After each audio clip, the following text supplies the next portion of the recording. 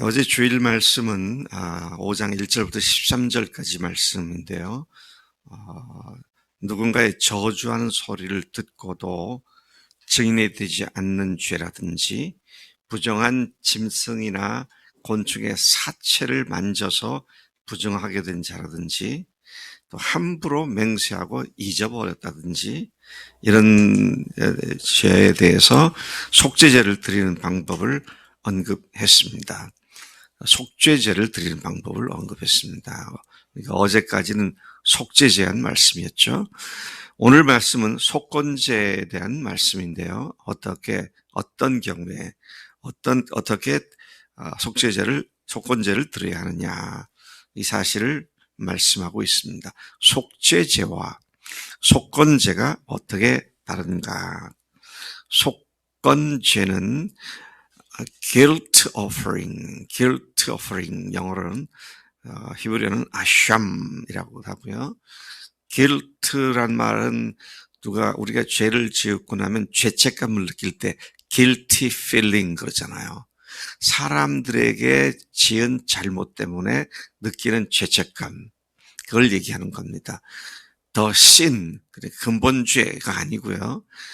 사람들 앞에 지은 죄 또는 하나님께 졌다 할지라도 그 죄책감을 느끼는 어떤 그런 수준의 것들을 말하는데, 하나님을 상대로 지은 근본죄에 대한 제사가 아니라 생활 중에 범한 죄, 그러니까 하나님께 범하는 것도 있지만 하나님께 제사를 드릴 때 하나님께서 드리라고 한 제물은 흠 없는 거잖아요.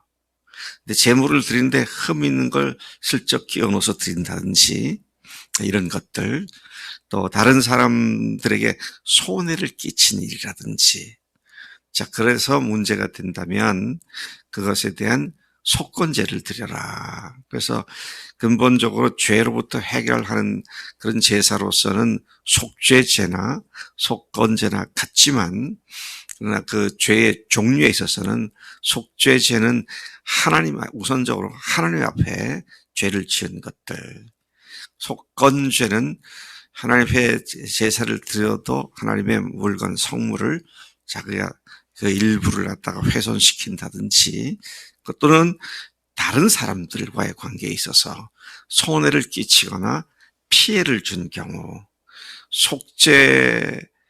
제사로 속죄 제물을 드릴 뿐만 아니라 배상까지 하는 그런 내용이 담겨 있는 것이 속건제가 된다는 것입니다.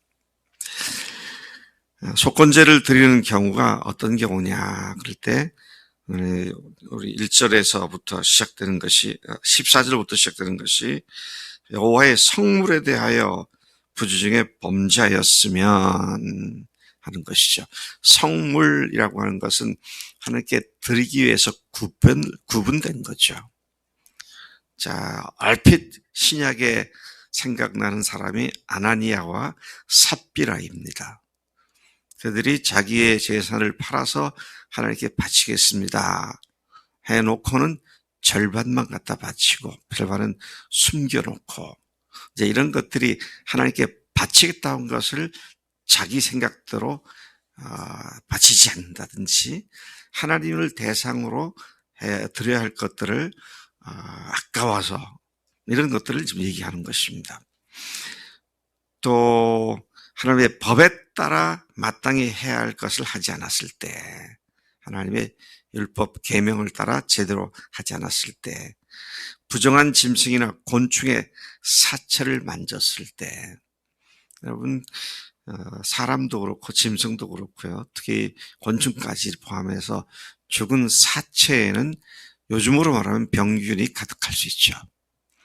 위생법이란 차원에서 그런 건강을 위해서도 그렇게 하셨을 뿐만 아니라 그 자체를 부정한 것으로 하나님께서는 여기셨는데, 자, 그것을 만진 사람들, 또 이웃에게 악을 행하거나 물질에 손해를 입혔을 때, 다른 사람의 물건을 강탈하거나 또는 분실물을 습득해서 그냥 자기 것을 챙겨 돌려주지 않고 그것도 거짓 맹세까지 하면서 이거는 내 거다라고 하는 그런 태도를 갖고 있는 사람, 이제 속건제를 드려야 한다. 속건제 제사 제도에서 우리가 발견하게 되는 두 가지 핵심적인 교훈이 있다고 한다면 그것은 잘못이 있을 때는 자백하고 인정하고 하나님 앞에서 깨끗함을 회복하라는 거죠. 껄끄름직하고 끄름직한 걸 그대로 갖고 살지 말라는 거죠. 깨끗하게 성결하게 하라. 그 다음에 두 번째는 사람들에게 피해를 입혔을 것은 배상하라는 겁니다. 보상하라는 것이죠. 자, 그런 의미에서 회개는 단순히 하나님께 잘못해서 끝나는 것이 아니라 그 잘못의 결과로 피해를 입은 사람에게까지 배상하는 것이 참된 회개다라는 사실을 가르쳐주는 제사제도가 속건제사다. 그렇게 말할 수 있습니다. 14절에서 16절까지는 하나님께서 제정해 주신 것으로서 어떤 사람이 부지 중에, 여기도 부지 중에 자기도 미처 알지 못하는 사이에 하나님께 드린 거룩한 예물에 대하여 잘못을 범하면 벌금으로 정한 값에 따라서 흠 없는 수양을 바쳐 그 허물을 씻게 하라는 것입니다. 하나님께로 향한, 하나님께 대한 성물이나 하나님께 대한 허물 같은 것들을 그렇게 하라. 또 16절에 보면 성물에 대한 잘못은 보상하되 그 해당하는 짐승에다가 그 세겔로, 은세겔로 이렇게 환산해서 그 짐승에다가 5분의 1을 더해서 배상하라는 얘기입니다. 5분의 1을 더해서 제사장에 주고 제사장은 그 숫양으로 그를 위하여 속죄하여 죄사함을 받게 해라. 또 17절부터 19절까지는 누구든지 부지 중에, 역시 부지 중에입니다. 알지 못하는 사이에 여호와의 계명 중 하나를 범해도 허물이 되므로 벌을 당할 것이기 때문에 그는 제사장이 지정한 가치대로 환산해서 양떼 중 흠없는 숫양을 속건 제물로 제사장에게로 가져가고 제사장은 그가 부지 중에 범죄한 허물을 하여 속죄함으로써 그가 사함을 받게 하라고 말씀을 하십니다. 그래서 이것들을 일컬어서 19절에 이는 속건제다. 그가 여호와 앞에 참으로 잘못을 저질렀기 때문이다. 하나님과 관계된 것에 잘못한 것에 대한 것을 회개하고 바른 예물을 드릴 수 있도록 하는 그런 의미의 말씀인 것을 보게 되죠. 또 6장으로 넘어가서 1절부터 7절까지에서는 다시 하나님께서 모세에게 속건제를 드려야 할 여러 경우들을 말씀하고 있습니다. 이는 모두 여호와께 신실하지 못하여 범죄한 것이라 그렇게 규정합니다. 주님이 하라고 하신 대로 하지 않고 자기 생각대로 적당하게 바쳐야 할 것을 예를 들어서 요즘으로 하면 50kg 이상에 해당하는 숫양을 바쳐야 하는데 45kg짜리를 바친다든지 이제 이런 것들을 의미하는 것이죠. 그래서 그에 상응하는 속건 제물을 드리는 방법을 알려주셨습니다. 자, 몇 가지 케이스를 말씀하고 있는데요. 이웃이 맡긴 물건이나 전당물을 속이거나 도둑질하거나 착취하고도 그 사실을 부인하는 경우에 철저히 속건제를 드려라. 두 번째 경우는 남의 잃은 물건을 줍고도 사실을 부인하고 거짓 맹세하는 경우 속건제를 드리고 배상할 것을 말씀해 주신 것이죠. 훔친 것이나 착취한 것이나 맡겨진 것이나 그런 것들을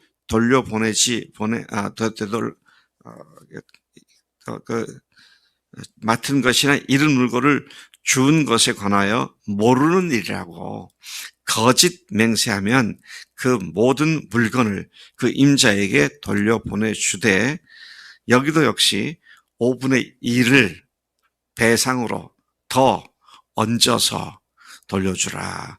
그렇게 말씀을 하고 있습니다. 뿐만 아니라 그 죄를 범한 사람은 6절에 보니까 그 속건 제물을 여호와께 가져다가 지정한 가치대로 환산한 시가대로 그렇게 얘기했죠. 양떼 중 흠없는 수량을 속건 제물을 위하여 제사장으로 끌고 갈 것이고 제사장은 여호와 앞에서 그를 위하여 속죄함으로써 범죄한 사람의 허물이 무엇인지 사함을 받도록 그렇게 하라고 말씀을 하신 것입니다. 우리가 여기서 다시 생각하게 되는 것은 하나님께 드리는 물건에 손을 대지 말아야 한다는 것입니다. 11조를 우리가 주 앞에 드릴 때 우리가 315만 원을 소득을 얻었다. 그러면 31만 5천을 내야 되잖아요. 네, 뚝 잘라서 30만 원만, 15만 원은 그냥 지나가고 그렇게 하지 말라는 거예요, 이게요. 그래서 저는 11조 할 때 항상 계산하기를 315만 원이다. 그럼 아예 10만 단위로 320만 원이구나. 그래서 32만 원을 내면 문제될 게 없잖아요. 더 냈다고 하나님께서 잘못했다, 속건 언제 내라 그러지 않으시잖아요. 그 마음을 주께서 보시는 것이니까. 자, 그렇게 하나님과의 관계에 있어서 주님께 드리는 것에 성령께서 마음에 주신 대로 행해야 한다는 것이죠. 이미 아까 아나니아 삽비라가 좋은 한 예라고 생각되었습니다.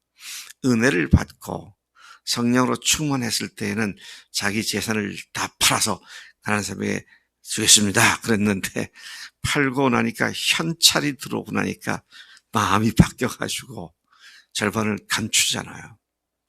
그래서 결과는 어떻게 됐어요? 두 사람 다 죽고 말았습니다. 이것은 하나님을 속이는 것이잖아요. 하나님을 상대로 그렇게 해서는 절대로 안 된다. 교훈 두 번째 것을 생각해 보면 하나님께 바치는 성물에 손을 대는 것과 함께 타인에게 손해를 끼치거나 피해를 주었을 경우 반드시 배상하라는 것입니다. 하나님께 지은 것은 하나님께 배상하면서 속건제를 드리면 되지만 다른 사람에게 피해를 주는 것은 그 하나님께 속건제를 드릴 뿐만 아니라 그 사람에게도 배상을 하라. 그래서 그 사람의 물건에다가 플러스 5분의 1을 더해서 그에게 배상을 해야 한다. 자, 그렇게 함으로 말미암아 어떻습니까? 하나님과 나 사이에 막히는 껄끄러운 것들을 방치해 두지 않고 깨끗한 관계로 주님과의 관계를 항상 유지하는 그런 삶을 이야기해야 한다는 것이죠. 하나님 아버지 감사합니다. 오늘 우리가 속건제에 대해서 말씀을 들었습니다. 하나님을 향하여 온전하고 순전한 헌신과 사랑과 또 드림이 되는 우리의 삶이 되도록 권면해 주셨습니다. 하나님, 우리 하나님을 향하여 거짓으로 하나님이 위장하거나 또는 하나님께 드리는 것이 옹색하여 하나님께 약속한 것도 채 드리지 못하는 그런 잘못을 범치 않도록 우리를 붙잡아 주장해 주옵시고 또 이웃에 대하여 부지불식간이라도 아버지 손해를 끼쳤을 경우 보상을 동반한 속건제를 드리는 우리의 매일의 삶이 되도록 인도해 주시는 줄로 믿습니다. 그렇게 하나님과 사람들과의 관계가 늘 투명하고 깨끗하고 막힘이 없는 그래서 하나님 앞에 당당히 나아가 은혜를 누리는 우리의 삶이 되도록 역사해 주실 줄로 믿습니다. 죽으시고 부활하신 예수님의 이름으로 기도를 쌉나이다. 아멘.